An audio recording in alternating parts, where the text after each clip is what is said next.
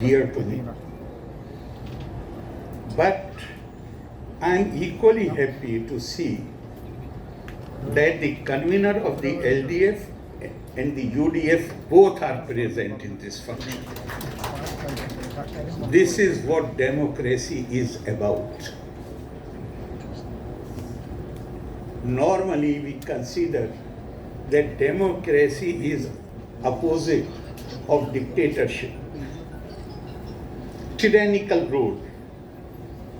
Much more than that, democracy is opposite of violence, hinsa. For thousands and thousands of years, the change in the government was effected through violence and conspiracy. It was through democracy that a way was found for the transfer of power without shedding blood.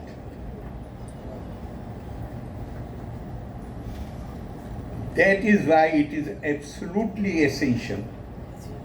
We can have different viewpoints. I can differ with Ramesh ji. He can differ with me. But that should not degenerate into personal bad feelings or in any sense enmity. That is not what democracy is about. Democracy is where the opposite viewpoints, they sit together, they deliberate, and then whatever the will of the people, and in accordance with that, the views after deliberation, consultation, debate, discussion, then the views crystallize. And we all benefit from each other. This is absolutely erroneous impression that the ruling party or parties or the opposition party or the opposition, there are many opposition parties. We have fronts in Kerala. Each front has many political parties. They are enemies of each other. No, they are not. And I am reminded of a beautiful short story, anecdote from British Parliament.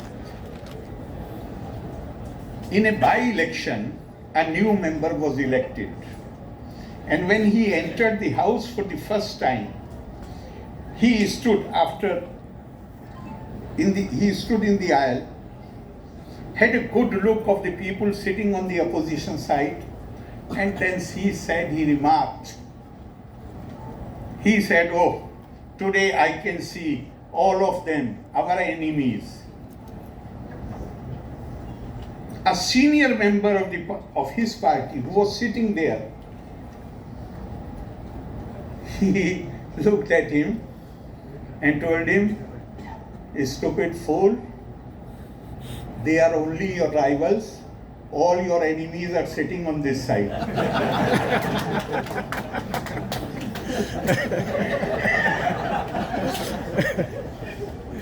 They are only your rivals. But sometimes we find the enmity is in the same party. The people belonging to the other party are not enemies, they are merely rivals. It's okay. So, the point I am making is that democracy is not just a system of governance. Democracy is a way of life, a spirit, where I have space, I have place and space both for those who hold different views than mine. And sometimes it happens you use very strong language to deride the judgment of the other person, but finally it is found out that both the persons were wrong. It is also found out in parliamentary democracy, and so many times it has happened. So my point is that democracy should be viewed. Now the dictatorship and tyrannical rule, these things are stories of the past. In today's context, democracy should be viewed as opposed to violence. I can raise my hand only to the level where it does not touch your nose. I will differ with you very strongly, but I shall defend your right to speak till my last breath. That is what democracy is about. And we have also, we must be careful. For instance, I would like to talk about Kerala. The crime rate is low compared to many other states. But the tendency to take law in one's own hands is very strong. For minor things, and what the feeling is, my community organization, my union, they will save me if there is something wrong here and there. Last week we saw this tragic death of a young, bright, brilliant doctor, Vandana Das. What is that? How will you explain it?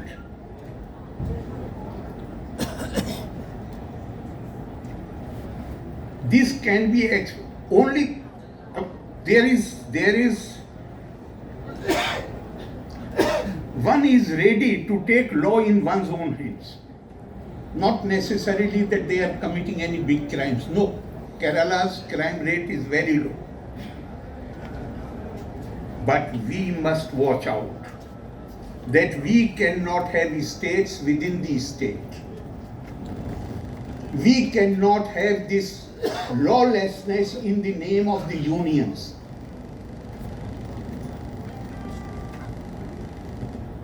That is absolutely essential. And our democracy, political democracy, is something, particularly in our country which was politically fragmented, something new. But our thought leaders, thousands years back, they declared, Ahimsa pratisthayam tat sannidho vairtyaga. When ahimsa is established, then even everybody around that society where ahimsa is established, they also renounce hatred and enmity. That explains, we also have this concept of spiritual democracy deeply embedded in our DNA. Aham brahmasmi tattvamasi. You may belong to any community, you may belong to any race, you may belong to any faith tradition, but the foundational virtue of Indian civilization and culture is potential divinity of mankind. Deho devalaya prokto jivo deva sada shiva. The supreme is not somewhere up there. The supreme is inside the temporal. One who develops the ability to see the imperishable in the perishable. Vinashyat sua vinashyantam ya sa pashyati ya pashyati. One who can see the imperishable in the perishable, that person really sees. And that is the reason why democracy, this country, with very old civilization, here democracy has really taken roots in last 75 years, because we already had the concept of spiritual democracy, we already had the concept of ahimsa, we had the concept of divinity of mankind. Therefore, all these things have this new political, not that democracy was totally unknown to India. No, it was not. There are documents which show that in some parts of India, particularly in Bihar, there were republics which were known as Ganatantra, where the ruler was elected by the people. But that was small portions of the country. As far as the political life, public life is concerned, I think, and this, because here we have members belonging to both the fronts, so I must make this point, that unfortunately, politics has become a dirty word in India. Even politicians themselves, in the assembly, in parliament, when they rise for some noble cause, then what is the appeal they make? Please rise above party politics. As if politics is something which is symbolic of only selfishness, only pursuit of self-interest. No, that is not the Indian idea of politics. The Indian idea of politics, one who aspires to be in public life. What are the requirements? What are the qualifications which have been prescribed by our thought leaders? 1,000 years back they said, while defining Raj Dharma means politics, Sarve Tyaga Raj Dharmeshu Drishta. Sarve Diksha Raj Dharmeshu Yukta.